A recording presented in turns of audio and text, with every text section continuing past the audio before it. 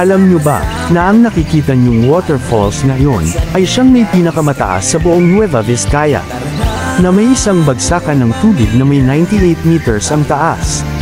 At ang waterfalls na ito ay tinatawag nilang Domlin Falls, na ito ay matatagpuan sa Balete, Cayapa, Nueva Vizcaya.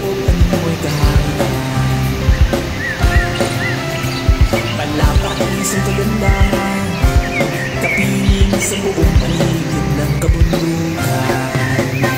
Tara na't sama-sama tayo na sa Nueva Vizcaya. Tara na buong pamilya, tayo na at magsaya. Sumayaw kumalaw, umilang ng kaya pa.